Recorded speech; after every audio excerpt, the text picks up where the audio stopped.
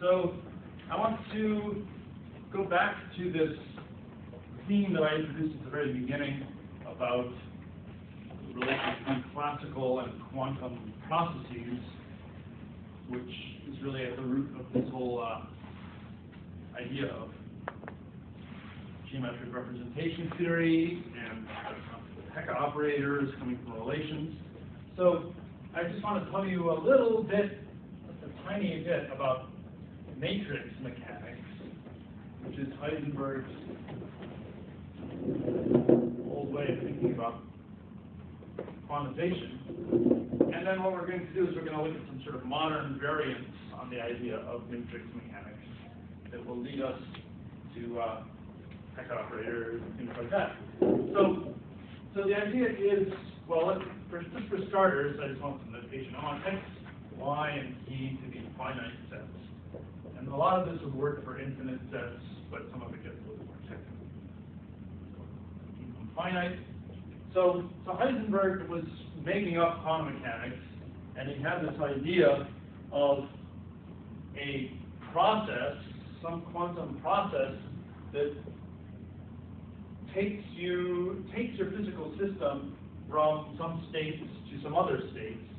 So the idea is, you can imagine some system that has some finite set of states it could be in. So for example, a hydrogen atom could be in different orbitals, an electron could be in different energy levels. Maybe there are really infinitely many in that case, but let's just say 3 of them. And then you're interested in the idea of a process that takes that system and does something to it and winds up with either the same system but possibly in a different state than it was before, or we're going to be a little bit more sophisticated maybe and think about the possibility that you wind up with some other system, some completely different system. So like you take your hydrogen atom, stick it in a blender, and out comes orange juice, and now you've got orange juice, and it has 4 possible states. And we're trying to understand what a quantum process going from this set of states to this set of states is supposed to be. And Heisenberg's idea was simply that for each initial state and each final state, to describe the process, you have to specify an amplitude, a complex number, which is the amplitude of going from one of those states to the other. So maybe I'll call it Fij. So for each I and each j, we need a complex number. It tells us in some sense how likely it is to go from here to there, but instead of just being a probability, it's a complex number. And the main thing to know about that is what's the rule for composing processes. So you have to realize that at the time, physicists weren't taught about matrices. Nowadays, everyone who goes to college is forced to learn about matrices. They want to or not. They're studying any sort of science anyway. But Heisenberg wasn't in that position. And so he had this question: suppose I do some process and then some other process. What should be the rule for composing them? So I want to know what's the amplitude to get from I over to K, say, if I have a given process, the F for the first leg of the journey, and some other process, G, for the second leg of the journey. And so, well, clearly there are lots of different ways to get from I over to K. Here's one. So here's one where you're going through some particular intermediate state, J. And so his idea is that we should sum up over all the possible ways to get from I to K some kind of amplitude, which is the amplitude to get there via the intermediate step K. So if your whole process here is called, say, GF, I'll write in the backwards notation, and you're trying to find the amplitude to get from using some mixture of the forwards and the backwards notation. That I think I'll go in the direction that my notation that I've already chosen seems to be pushing me. So this is supposed to be the amplitude to get from I to K via this combined process of being first F and then G. So you add up over all intermediate states J, some amplitudes, and somehow or other, I'm not really sure how, he decided on what anyone who knows matrix multiplication would pick for what to sum up. So he decided, well, it should involve the amplitude to get from I to J, via the process F, and this amplitude to get from J to K. You have to take those two complex numbers to do something with them. Well, since we already used addition, I guess maybe now it's time to use multiplication. So from last year, it is something like the exponential of addition. That might be. Okay. Okay. Yeah, but I don't know if Heisenberg thought about that or not. Yeah, so I'm just wondering how he came up with this. Of course, it has lots of nice formal properties, which is certainly enough to make you get to like the idea. But, for example, it's associative, but also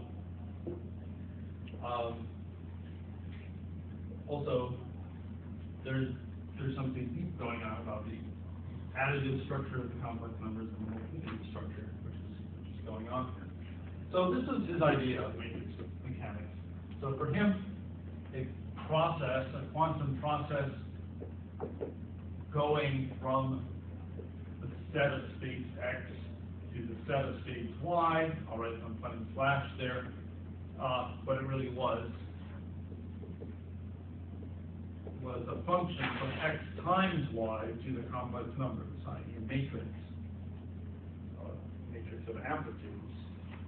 Of course, once you get fancy, you can think about it in other ways.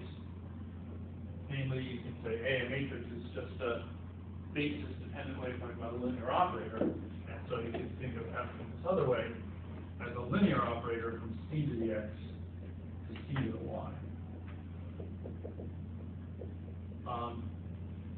And once you start thinking about it that way, then you can think about the concept of a vector space even without having chosen the basis.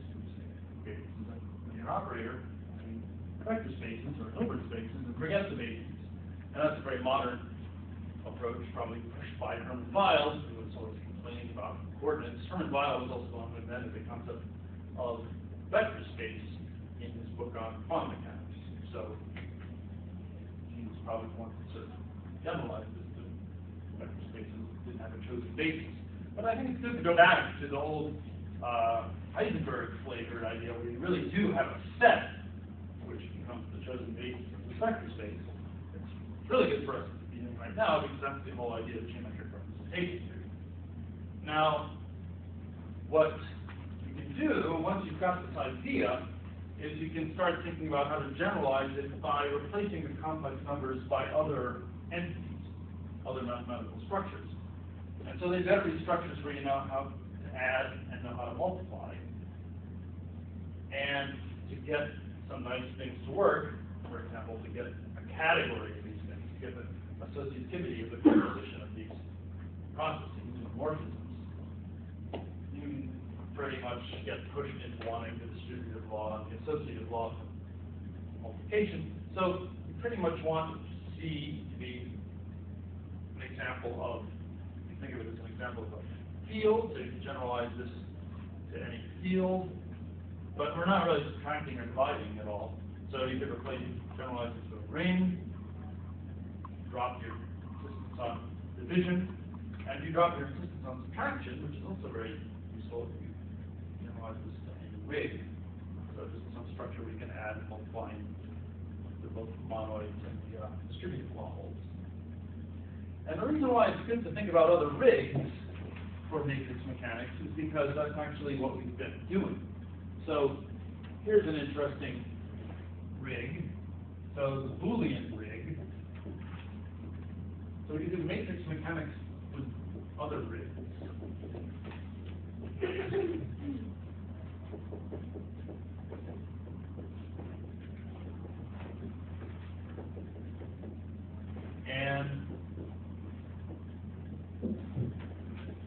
let's do it with the Boolean rig. So that's the rig of truth values, false and true, or if you prefer 0 and 1, replacing the complex numbers.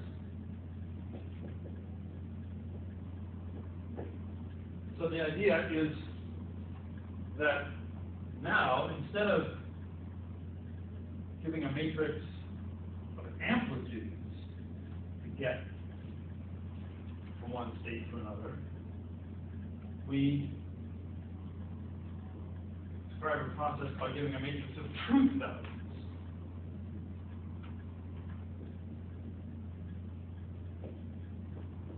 And so instead of the word amplitude, what's the right word for? So instead of talking about the amplitude to get from here to there, we're talking about the truth to get from here to there? That sounds weird somehow. I don't know. The possibility, the what? Not the probability. Probability is more than just true or false. Right? It's just the possibility is what we're doing. Either you can do it or you can't. That's right. That's all this tells us about. So it's like a budget version of quantum mechanics, or a low, cheapo version of quantum mechanics. Don't ask me how likely it is. Just tell me, can you do it or not? That's all I want to hear. It's like a military version. Do anything that's possible, no matter how much it costs. So, and so let's see. So we have so amplitudes are getting replaced by probabilities. Sorry, not by probabilities. That's another thing. But here they're getting replaced by possibilities.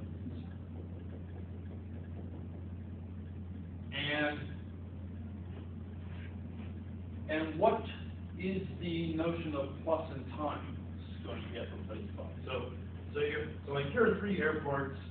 You have different possibilities of getting from one airport to the other. Either you can or you can't. Then you've got some. That's not like here. That's it. And you get from Ontario to Newark, and then the question is we're trying to combine those kind of possibilities to describe the possibility of a bigger journey, different routes, bigger journey. Multiplication and. Multiplication becomes and, because the idea is to go this route, you have to be able to do the first step and do the second step. So yeah, so multiplication is getting replaced by and. And then if we want to know what's the possibility to get from the first airport to the last one, we should sort of, in some sense, sum over the different ways to do it, sum over the different intermediate airports. But addition, that summation, is really becoming what? Or. Yes, it's getting replaced by the logical or, inclusive or. That's right. And so and or make the Booleans into a rig. So that's the idea of sort of matrix mechanics with a Boolean rig. So what do you call a matrix of Booleans? A matrix of Booleans from X to Y. There's a normal name for it that mathematicians like to use.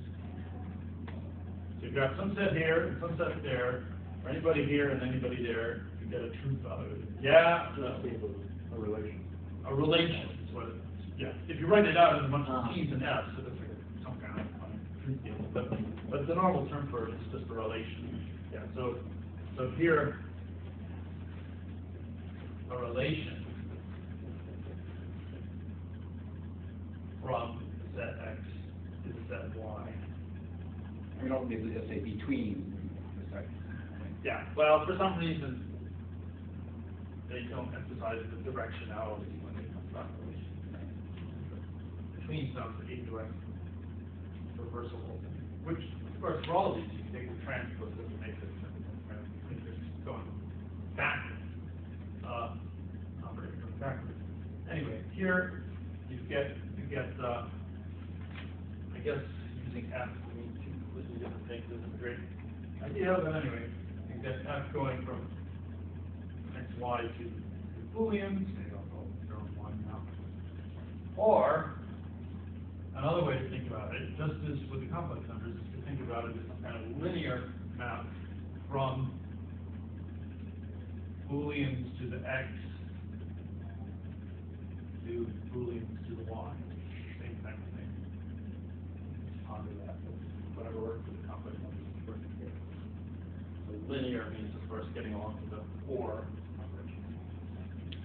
So what is, well, maybe we should talk about this a little bit. So here, we've basically taken our set X and formed the free vector space on it, except now it's not really a vector space, because we're not using a field here, we're using some other way.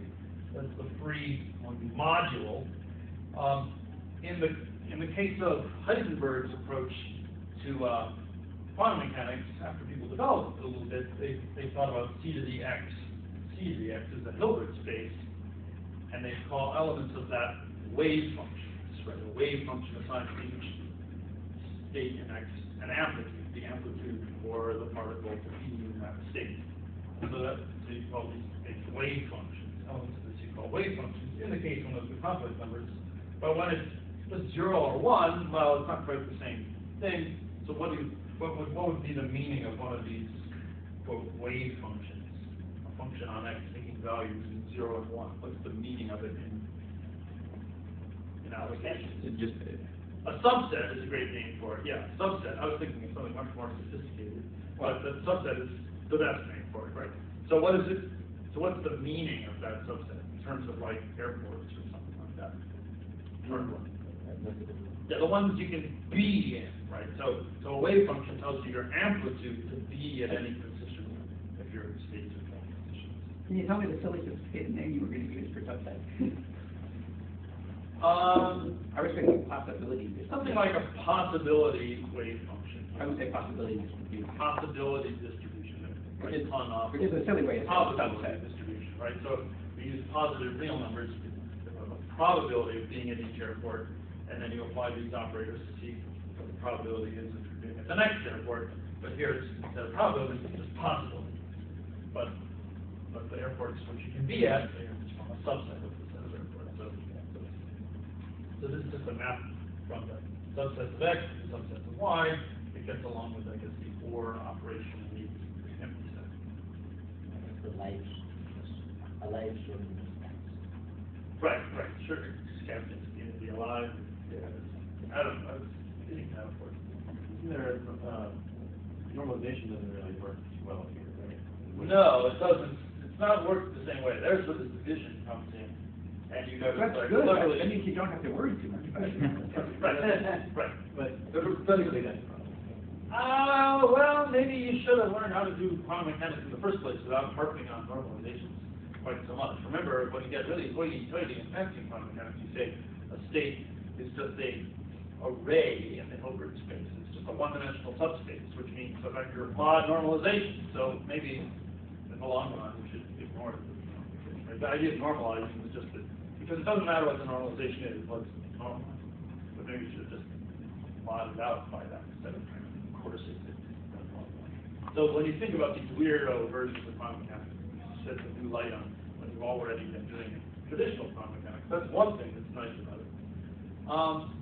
Okay, now the idea of Hecke operators is that if you're given a relation from a set to another set, so let's think of it, say, as a function from x times y to Booleans, you can reinterpret it as an operator.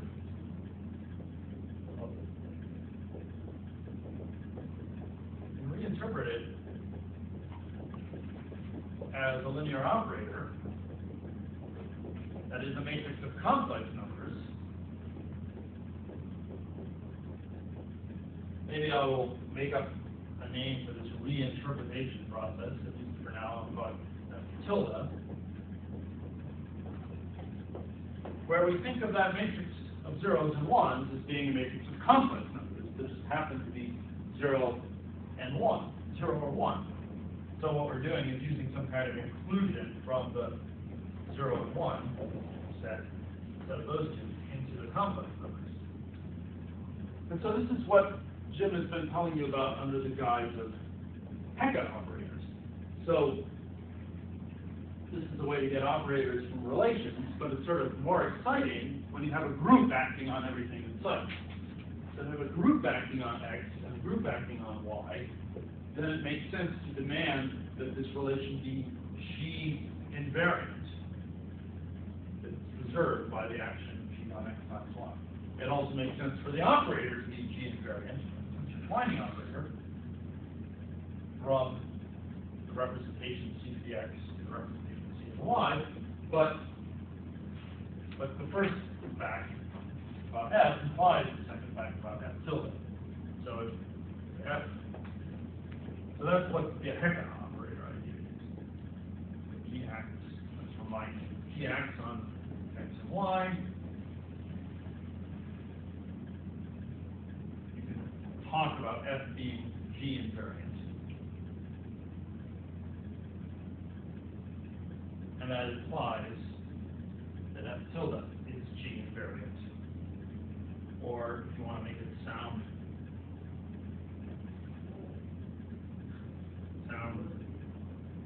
more fancy, you can say equivariant, thinking of it as an operator from C to the X to C to the Y, or you can call it an intertwining operator. And that is called a Hecke operator. So that's the process that we're doing all the time with geometric representation. Going from F to F tilde. However, there's something evil that occurs. I have a question about the terminology. Sure. I thought Hecke operator was, as far as we were concerned, just reserved for intertwining operators between permutation representations. That's just right. So I thought you were going to pick on one of the other 5 ambiguities in the term Hecke operator, but you picked the one that I don't think I was.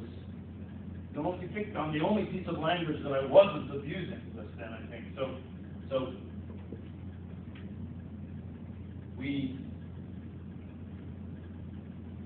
this kind of, I mean, he says right there, G acts on X and Y. yes, these are so here you have G acting on finite sets. You get from them. Oh, the F tilde is representations, and we can reinterpret this F tilde as this matrix. I'm not making up yet another notation for it. Second notations, but we can reinterpret it, right? It's a linear operator, C to the X, C to the Y. That's another way to think about the same thing. I could stick some other tilde on it, but I'll just say. and then that's the induced permutation representation. So we get an operator between permutation representations when X and Y are G sets, and then we can ask, in that we can ask that F tilde of G of some vector is the same as G of F tilde, and that's going to follow this the original matrix being G, right? So that's a little neat theorem, basic theorem of Hecke operators described. So that's the good news about Hecke operators, but then there's the bad news. The bad news is, Shouldn't we call it the equivariant? yeah, you could call G equivariant if you think of it as going from C to the X to C to the Y. You could call it G invariant if you think of it as a function on X times Y. It's just preserved by the action on X times Y. Right. So, okay. So what's bad? Well, we've got this tilde process that takes any relation and turns it into an operator. And it would be very nice if we had something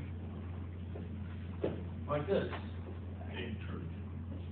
If we had something like that being true, then we'd say that tilde is a what? Functor? It's a functor, yeah, it would be a This, functor. this G is not that G, right? Uh-oh. No, it's not that G. How about E? E? How about H? H? That's sacrilege. That's right. The trouble is, the more letters you hold dear, the more trouble you run into. There's only one way out. Yeah, I was gonna say, if you use numbers, you never run out of those. That is subscripts, because they've got to like too many letters to person. So yeah, I should just go the way Jim does. A, B, C, D, no matter what they are. Every day, just start, wake up in the beginning of the morning, you set your clock. First mathematical entity, discuss that data called A. I hope you don't think about more than 26 things. So, okay. No, that's good. Only the English alphabet. Okay. There's no English alphabet. You can't use those English. So, okay, what about this? So, yeah, if this were true, this would say that tilde is a functor, or at least part of it. This would, so there's also preserving the identities, which does work, right? So if you take an identity relation, the relation being yourself, and you turn it into an operator, you get the identity operator. So that's okay. So this is the one that, this other one is the more questionable aspect about being a functor. So this would follow if tilde going from some category of relations between finite sets to some category of operators between finite-dimensional vector spaces. If that were a functor, I mean, this would mean that this thing is a functor, given the identities of the term. If there's some category of finite sets and relations between them, some category of finite-dimensional vector spaces and operators between them, we have this process going from one to the other, and it would be nice for a functor. So is it a functor or not? And why? I is not a homomorphism. I is not a ring homomorphism. Something bad is happening, right? We've got this inclusion of the truth values, Booleans, in the complex numbers. They're both rigs. The way we compose in each case is via matrix multiplication. So if this thing were a homomorphism, then for sure, tilde would be a functor. So this is not. That's a sign that something bad is perhaps about to happen. So it comes tantalizingly close. What does it preserve and what does it not preserve in rig lab? Thought it comes at least. No, it's like Jim's making a funny face like, no, it's not close at all. Does it preserve addition? Does it preserve multiplication? It does preserve multiplication, is that what you're saying? So if I take zero, Doesn't matter. so multiplication of 0 and 1 is exactly the same thing as and of true and false, right? False and false is false, false and true is false, true and true is true. So it does preserve multiplication for some reason. But our or doesn't. But it doesn't send or to plus. True or true is not doubly true, right? That's what would happen if 1 or 1 matched up with 1 plus 1 over here. We'd be in some funny situation where we'd have to know what it meant to be twice as true. And oring truths made them even more true, which doesn't seem right at all. So it preserves times, but not plus.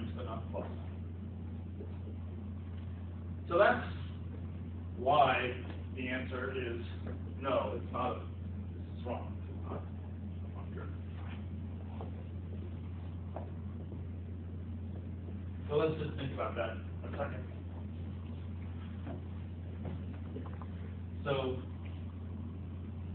let's think about composing relations versus composing operators. So let's just think about composing this relation with this one. So here's a relation.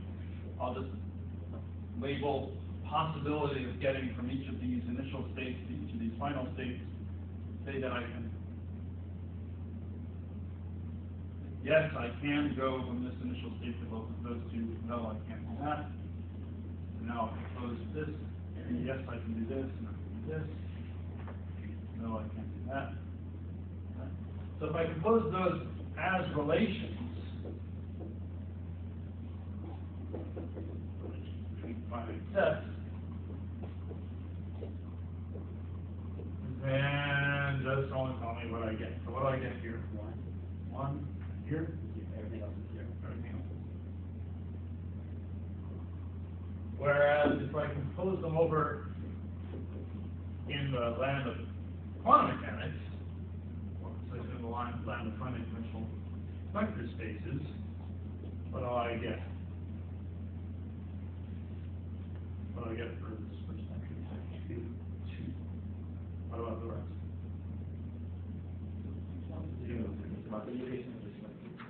Yeah, multiplication, well, yeah. So, right, so you see what's going on is that in the first case, if I have 2 ways to fly from Ontario Airport to 2 different airports and then fly from there to Dulles, first case, I get a 1 here, which just says, yes, you can do it. Whereas in the world of finite vector spaces, the answer is 2, meaning there are 2 ways to do it. It's not just whether you can or not, it's how many ways you can do it.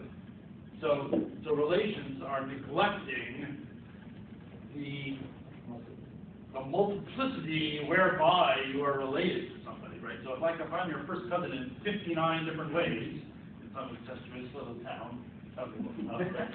But then, and I'm still just your first cousin, right? So I'm not like your 59 times first cousin, because the world of relations doesn't allow for that. Is that a fun on relation? Sorry? Right. Well, it's a pun, but it's a very, but that's probably the first example of relations that anyone cares about. That's right. So the problem with the Hecke operators is you can turn relations into operators, but the composition isn't preserved, and that's really annoying in a certain way. So what we want to do now, what I want to do now, is try to think of some ways to get around that. You could do that. You can do that. That's right. You can do that. You can just sort of say, I don't care if you're related to the president in 50 ways. You're just related to him, as far as I'm concerned. You can do that, but that's sort of a little bit ugly in the sense that you're taking a mathematical structure and sort of like squashing it down. So there's another thing you can do. It's a little bit different, which is you could make up something that's different than the concept of relation, that gets along better with operators between vector spaces. So we could use, so instead of, there are lots of things, but for starters, instead of 0 or 1 valued matrices, we could use something that still has sort of the same kind of flavor of being sort of combinatorial, but it's compatible with reinterpreting them as complex numbers. So, for example, We allow them to be non-negative numbers. all non-negative numbers? So what kind of numbers do you want to use? When I said combinatorial, what was I?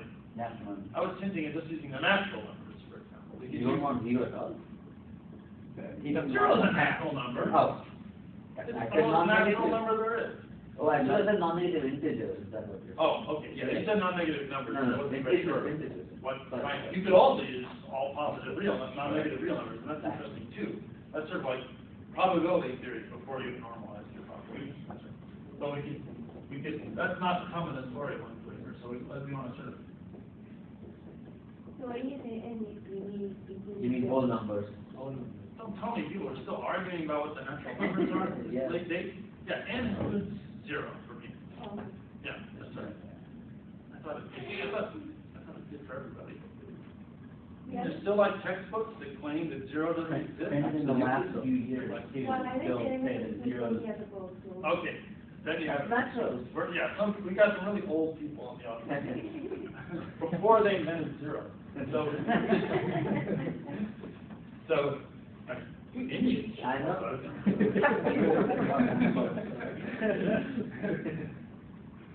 Okay,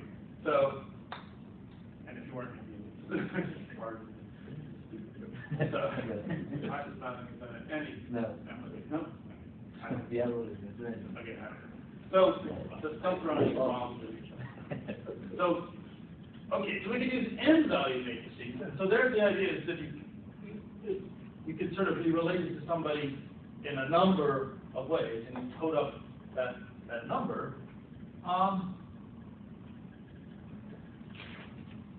So we could do that. But as soon as you use natural numbers to keep track of things, you should be tempted to go and do something, which is what? It's one verb. Change the rate control. No, we don't want to change the rate structure is great, right? So we do have this, I mean, that's fine as far as it goes. So, sorry, maybe I'm going too You don't fast. know what the Before I'm difference even exploring, so this is Yeah. fine, right? This is Yes. that's already fine. You can stop there. Yes. And this is on. Yeah. That's great. There's also a rig homomorphism from n down to 2 value. That's Marta's squashing process, right? So there is a rig homomorphism that says, you know, don't tell me how many times you're related to them, just tell me are you or not. And that is a homomorphism. So there is, it's true, that you can get back down to relations from these other things by that squashing process that we mentioned. So that's the sort of combination of ideas. That's right. Can you ask the question again? Sure. Sorry? Can you ask your question again? Oh, my question was, when we start thinking about n-valued matrices, it should make us want to think about matrices of some other sorts that are even better than that, but very similar. Very similar, but even better. Rational. No, it's just like the natural numbers, except better. Just uniform integers? So you're going in the Q deformation direction. That's not the direction that I want you to go. Finite sets. I want you to categorify the integers, the natural numbers. Think of them as the cardinalities of finite sets. So I'm saying that whenever you're talking about natural numbers and doing combinatorics, what really you're talking about is finite sets. But you're just saying, don't bother me with the category of finite sets, just tell me about the set of natural numbers. So we could go and categorify these n-value matrices and think of matrices of finite sets. So we could also use FinSet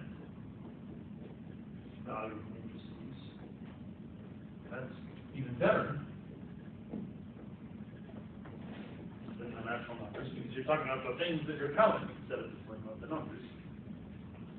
And these are called spans for a reason we'll see.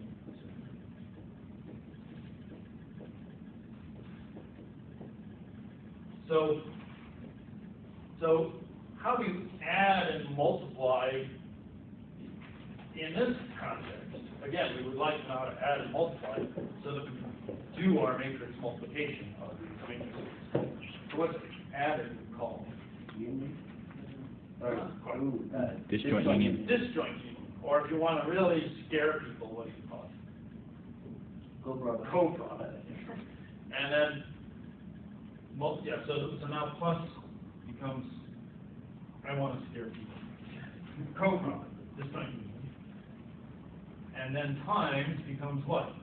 Product, yes. Or if you want to not scare people, you say Cartesian product. Oh, direct product? Okay. That gets people very confused. No one knows what direct product means anymore, I think. Yeah, Cartesian product. So we can do that. We can use those structures that make the category of finite sets into something that's like a rig. We call it a rig category. All the rig axioms hold, but just up to natural isomorphism. More to say about that. But the main thing is that it really makes a lot of sense. So in other words, if I want to draw one of these finite set value matrices, so I don't want to have, say, a set of getting from here to here. One way I can do it is, right, I can just draw the different ways, the set, just draw the set of ways to get from there to there. That's a set of arrows. And so I could do, I don't want to draw too many of these or I'll regret it, but I can have some ways to go from here, there. So here I have my first matrix, so it's going from x times y, finite set. So given any I and any j, I get this set Fij of ways to go from I to j, and then here, same kind of thing. And then I can compose them. I guess for some reason today I'm writing matrix multiplication in this order. So here it's disjoint union over K of Cartesian product over J, sorry, intermediate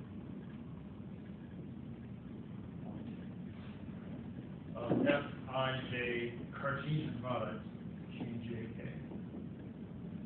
And if you really want to show off, you write this in sum. It's just like you had before.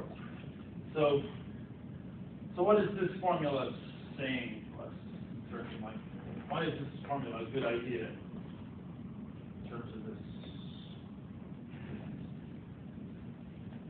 Maybe it's so obvious that you just can't say. I mean, is this just some stupid formal analogy where I took the natural numbers and then said, oh, okay, I can replace You my... can decategorify it. I can certainly decategorify it, and then I'm back to what I did before. I'm back to exactly what I did before. Okay, I guess this is not a good rhetorical question I asked. What I'm saying here is that maybe I'll ask it like this way. What actually is this set F, G, I, K in terms of these pictures here? What does it work out to be? To get from I to K. Set of paths. Yeah, it's the set of paths or ways to get from I to K, where we actually consider all possible intermediate routes, take a disjoint union, and then for each particular intermediate route, so this didn't work out terribly, so I brought another one. We take the set of ways to get from I to J and the set of ways to get from J to K. So this is the set of ways to get from I to K. So it makes perfect sense. It's just the set of ways to get from one place to another. Or it's like two-step paths, but F is the first step and G is the second step. Yes, instead of two-step paths, where your first step is done by mode of transportation F, and second step is done by mode of transportation G. Well, all paths are two-step. Right, in this, X is the right, that's right. Yep. So this is like really this is really getting more simple than any of the things we talked about before, in the sense that we're actually just keeping track of ways to get from one place to another as a set. But we can see it has a family relation to all these other versions of matrix mechanics that we've considered so far. And now in this particular case, we can do the following thing. We can start with one of these kind of matrices. And then we can take that finite set that we get as any given matrix element and take its cardinality. So that's a natural number then. I'll just write the usual cardinality symbol for that. So then we get back to a matrix of natural numbers, and then we can use the inclusion of the natural numbers into the complex numbers, which is also a rate homomorphism. And then we can get this thing that I guess for some stupid reason I'll call, as I called before, tilde. And think of those a matrix of natural numbers as a matrix of complex numbers, i.e. a linear operator. And because in both steps, our operation preserved the addition and multiplication,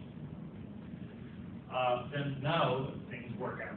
So you get the FG cardinality tilde is equal to F cardinality tilde G. So now things do work out. I mean, so FinSpan is also a rig, and all you're saying is It's a kind of rig. isomorphisms and Right. Yeah, you're one taking a highly very projective. that's right. You're taking a very nicely sophisticated attitude. This is sometimes called a rigged category, because it's a category, it's not just a set. It's Right? not more than a rig, but it's Yeah. Oh. It's not. It's Oh, much it's more not than a a set. set. It You're has, saying it it's not has a set. objects and also morphisms as well. you're saying it's not a set.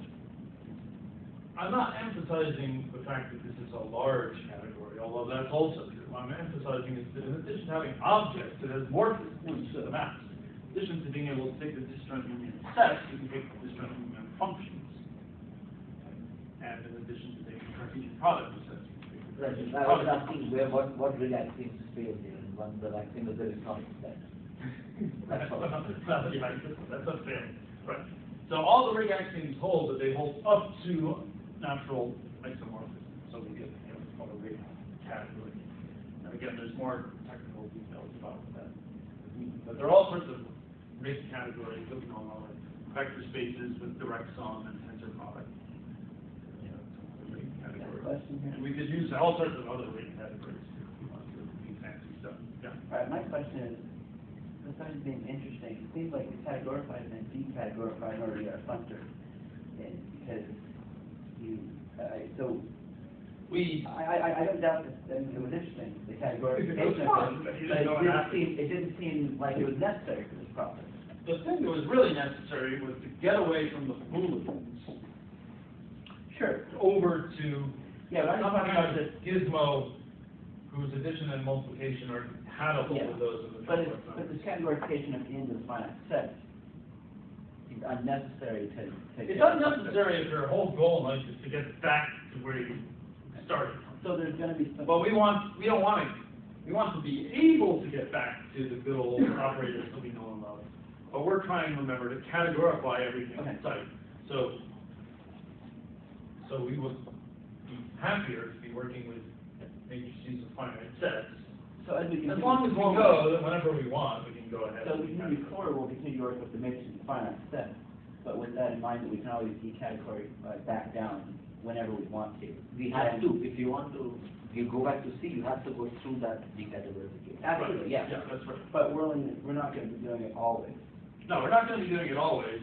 It's just sort of that we're trying to understand group representations where the intertwining operators are plain old-fashioned matrices in a very concrete sense. But we're trying to do as much as we can that resembles traditional group representation theory at the level of purely set theoretic concepts. Yeah. And so this is just a check that, like, okay, we haven't done anything screwed. But it forces us in a new direction now. Before, when we were thinking about Hecke operators, we thought of them as coming from relations that were G invariant. Now we're sort of leaning towards thinking of them as coming from these gizmos, which aren't exactly relations, because two guys can be related any finite set of time. It's not just yes or no anymore, but any finite set of time. So we're going off in a new direction now. Well, it's very related to the old direction. But it goes beyond it in a certain way, it works better. So this kind of matrix that we've been talking about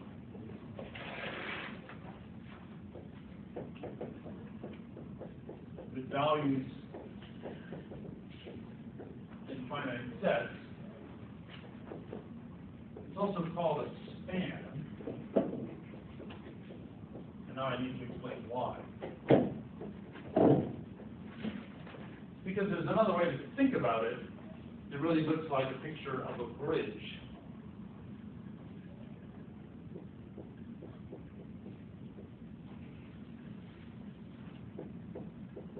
So the idea here is that for any element of x and any element of y, we have a set of ways to go from x to y.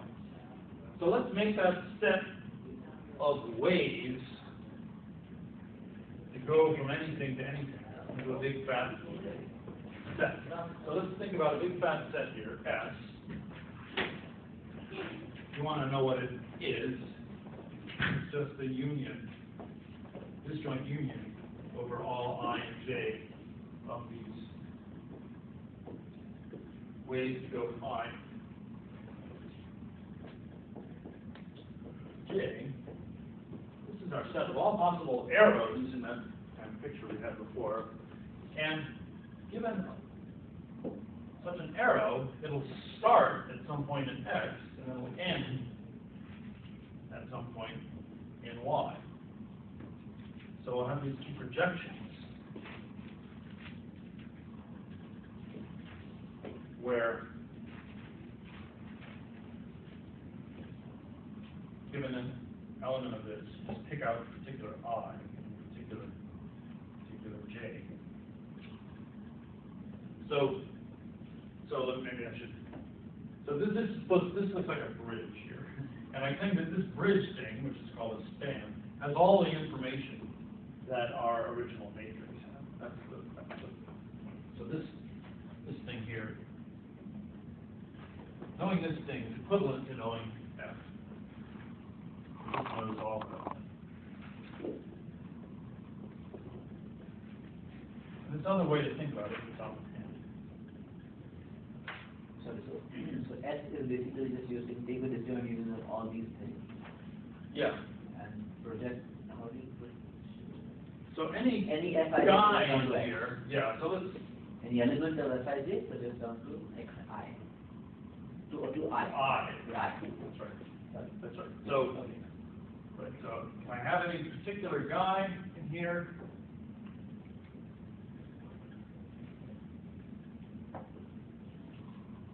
it will actually have to be in a unique one of these Fij's, and then P1 of it will be I,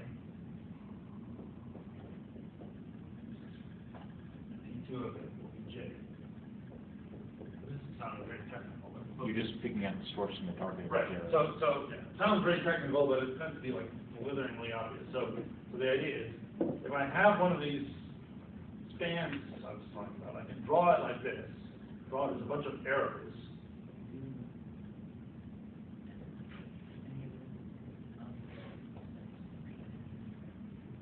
So if I have one of these matrices of finite sets, I just draw it the way I've been drawing it.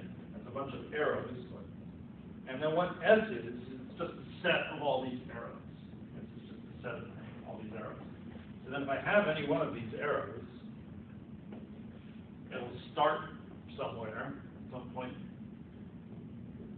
in X, and it'll end somewhere at some point in Y. And that's how we map our set of arrows to X to Y. The point is that if you know that, if you know I've got this set of arrows and I know where each one starts and each one ends, that's the same thing as knowing this big matrix of finite sets. If you like, slide over here. You want to know how you recover F. So how do I recover Fij, the set Fij from S and P1 and P2? Set of S that's the P1 of S is I, and P2 of S is J. Yeah, so that's how we go back.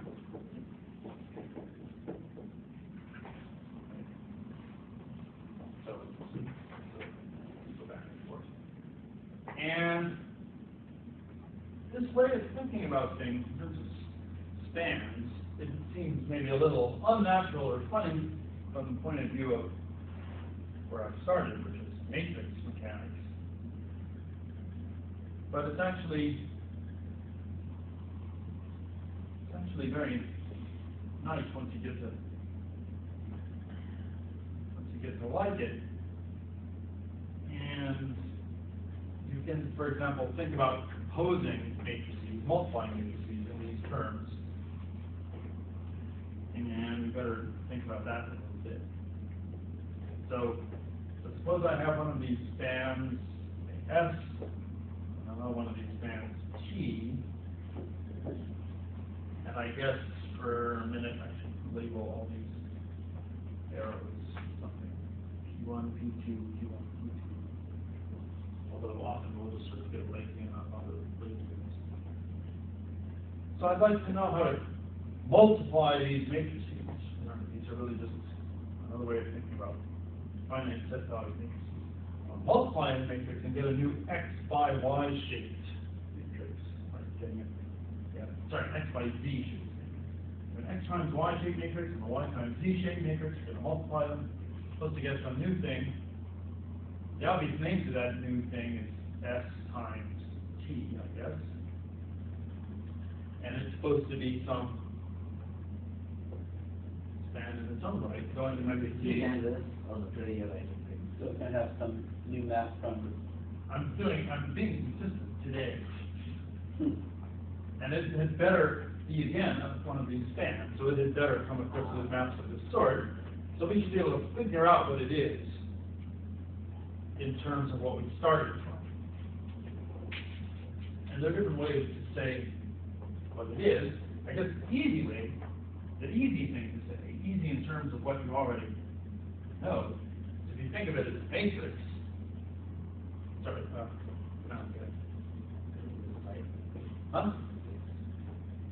You can work it out as a matrix. It's just matrix multiplication, right? My notation, I haven't developed enough notation. It is going using the word ijk or Fij plus G, JK, but I didn't introduce G, but that's right. So you can think of S and T as being related to matrices F and G. You cook up S and T that way. But what I wanted to do is just figure out how to compute ST just given this data without going through the intermediate route of taking it from this matrix. yeah, so this is set up on S comma T, this is set up on this. Okay, that's fine. So I'm inspired. Talking fast. ST is the set of S, little s, comma, little t. So such that something. Wherever X is in that and T is in that. Or you don't want to write down that. X is in S, T is in T, and P2 and S. Yeah, right. Well, what's the exciting condition? P2 of S is equal P2 to of S. Q1 of T. Right. So for those of you who are not following what's going on, right, so S is a set of ways to get from some city in America to some city in Europe. T is a set of ways to get from some city in Europe to some city in Asia. We're trying to figure out this set of two-stage journeys from a city in America to a city in Asia. A two-stage journey should consist of a first stage and a second stage. And the first stage should end where the second stage should start. That's what the idea is there. That's right. So that's what it is. And it has sort of obvious maps to X and to Z, namely just picking out. and there are obvious maps to S and T as well. It also has maps to S and T. That's very important. And this is called a push out or pull back. It's called a something. Push out itself. That's the only thing that's hard to learn about category theory, which way the arrows are pointed, right? So, Yeah. That's the whole map. well, of course, that's like saying that music is simple except for knowing which notes to play, right? So, I can play the piano, they just tell me when and where it is. Okay. Is this a pullback or a push out? We're constructing this We are pulling it back. It's back behind all the rest of the stuff in the diagram, so it's a pullback. Yeah, this is called a pullback. And if you want to really show off, you indicate it's a pullback by drawing that thing. It should look like a baseball. No. It's simply a pullback.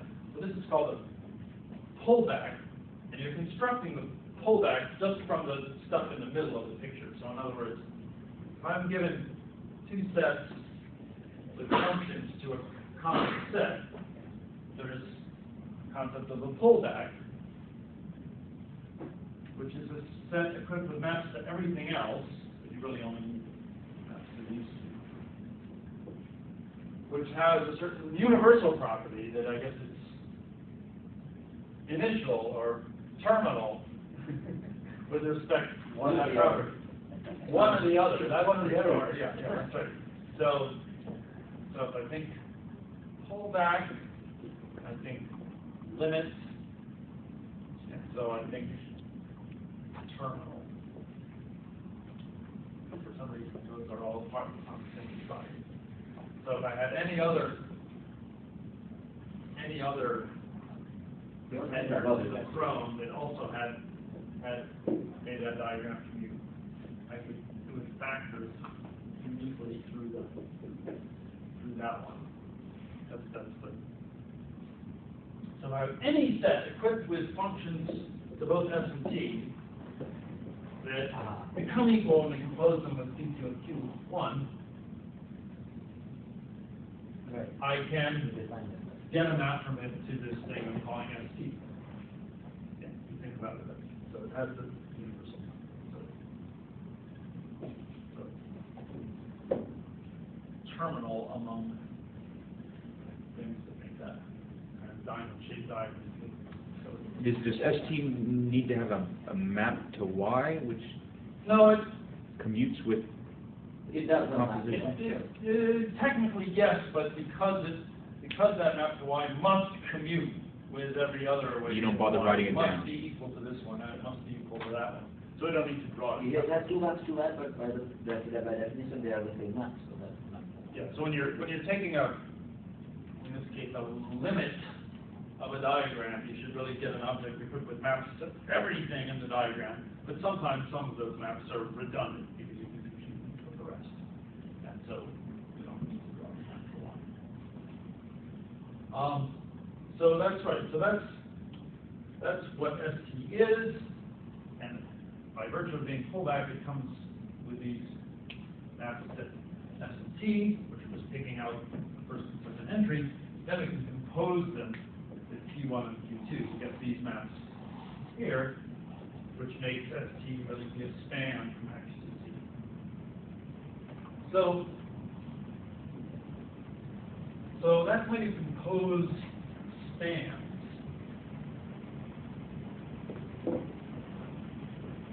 Now I just want to say a couple of more things about spans. We'll come back to this quite a lot. But so what kind of entity are spans? Well, I've been suggesting that there's a category that there's morphisms in a category. We've got sets, spans between sets, and we can compose them. Right? So that would sound like there's morphisms in a category. So we have, let's keep everything finite. Finite sets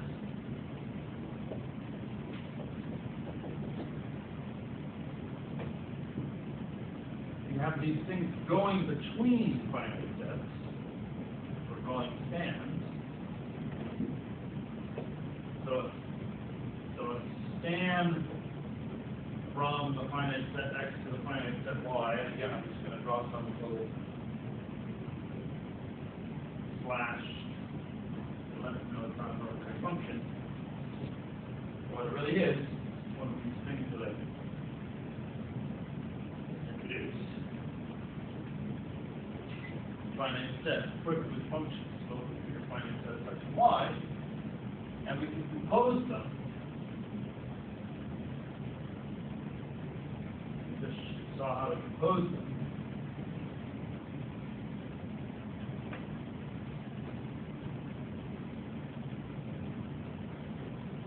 So that's suggesting, but it's not really true, that there's a category of the objects of the finite set, these morphisms of the span of the finite set. But it's not quite true. Identity. We do have identities. Yeah, we actually do have identities. That's not the problem. So let's just think about that. We have identities.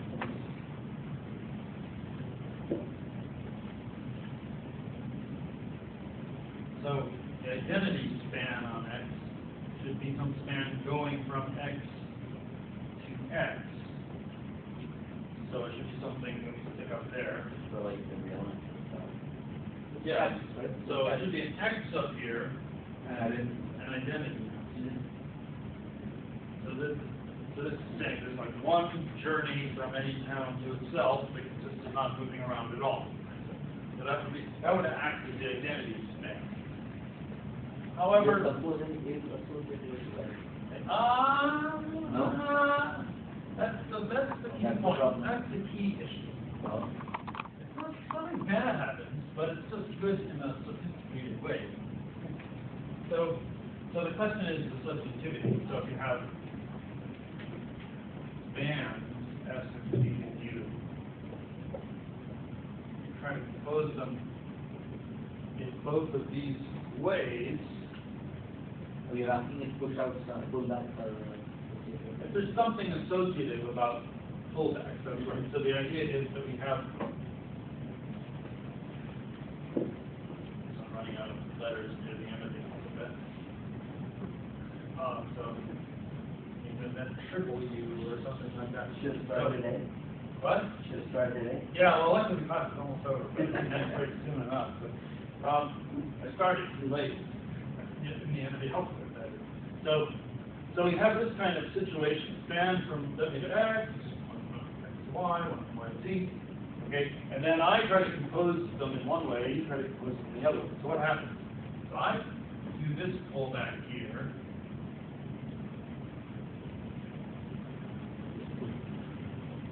And then you do, well, sorry, and then I then do the pullback here.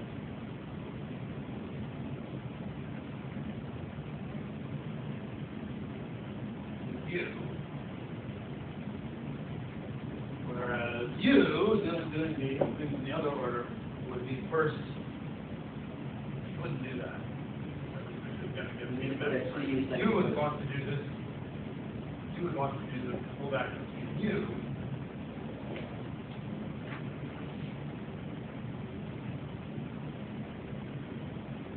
And then do pull that back. This is a horrible picture. Okay, it wouldn't be horrible if I allocated enough space. Symmetrical. Fairly quickly there now. So it overlaps. That's a pull back. And so the question is, are these equal? This set here, for example, for starters, equal to that set there.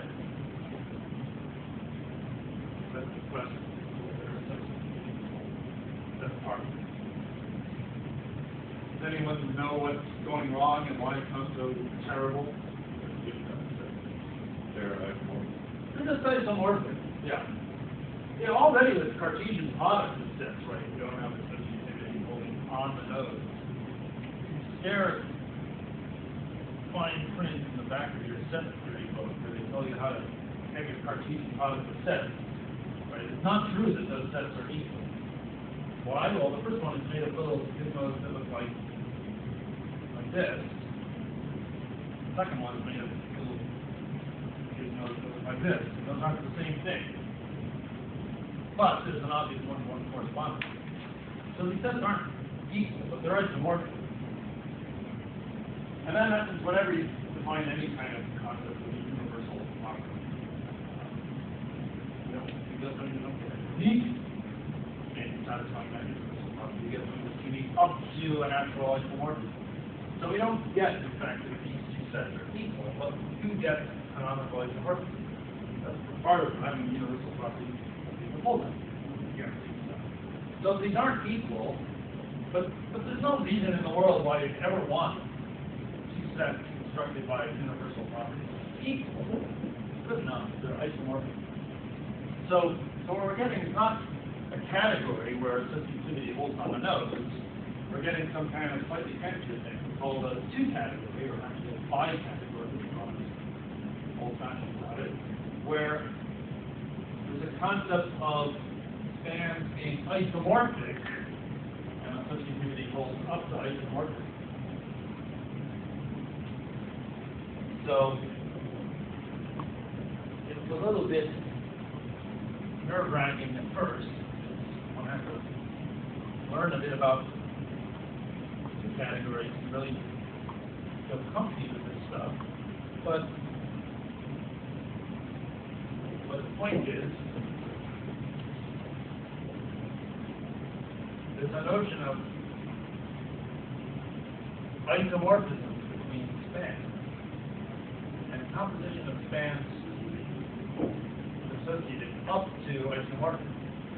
So for example, if I have a span S, you have a span T, they might not be equal, but we should not get into a fist fight about who's right if we can find an isomorphism between those sets up there that makes this whole picture commute.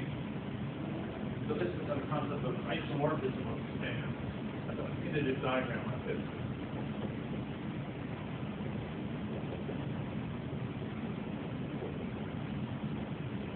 It's called an isomorphism of spans.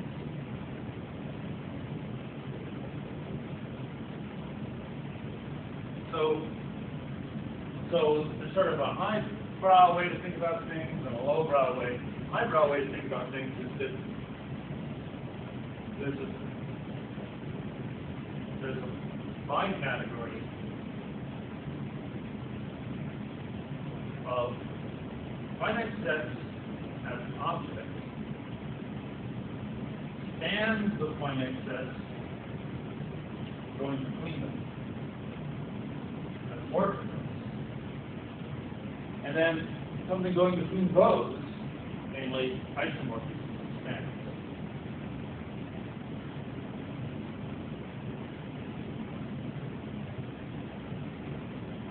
So this is only supposed to make full-fledged sense, you know, a bit about two categories or isomorphism. Yeah? Is there a reason why we don't just have morphisms of spans?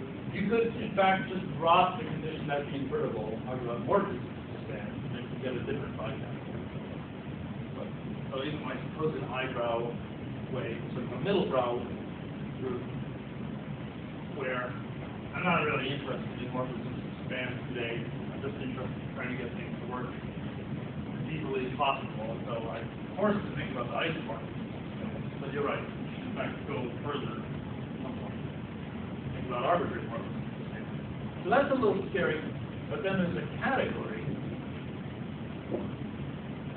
prefer, of finite sets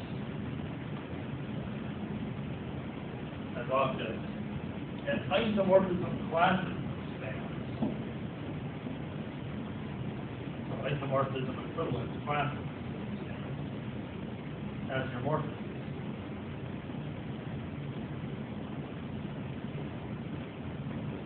So if you just like categories, you can work with that, and then because before the associative law held up to isomorphism, when you take isomorphism classes, now on the nose.